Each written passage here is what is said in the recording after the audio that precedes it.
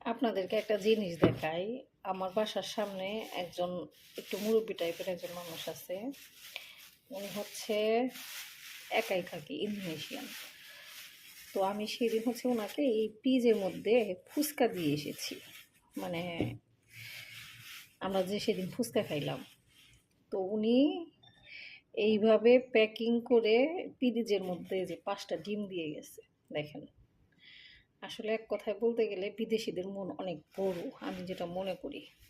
কারণ আমাদের বাড়িওয়ালা যখন ভাড়া নেয়, রিসিপ্টটা যখন দিয়ে যায় বাসায়, সাথে সাথে রিসিপ্ট দেয় না, যখন বাসায় দিয়ে যায় তখন উনি হয় ওনার গাছের কোনো কিছু দেয়, কলা, বা যদি ওই গাছের কোনো কিছু না থাকে তাহলে সে কিনে দিয়ে যায়, এই চিপস এটা ওইটা দিয়ে যায়।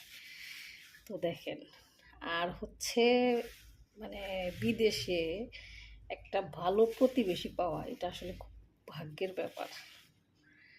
তো যাই হোক, মাশাল্লাহ 5টা ডিম দিয়ে গেছে।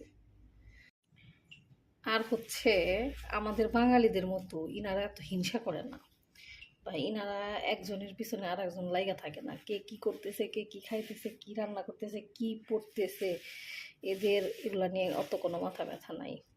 আসলে যদি ভদ্রতা শিখতে হয় এক কথায়, তাহলে আমার মনে হয় যে বিদেশিদের সাথে মিশতে হবে, বাহিরের কান্ট্রির মানুষদের সাথে মিশতে হবে, তাহলে আপনি ভদ্রতা শিখতে পারবেন। ভদ্রতা কাকে বলে ওনারা এটা আসলে খুব ভালো জানে।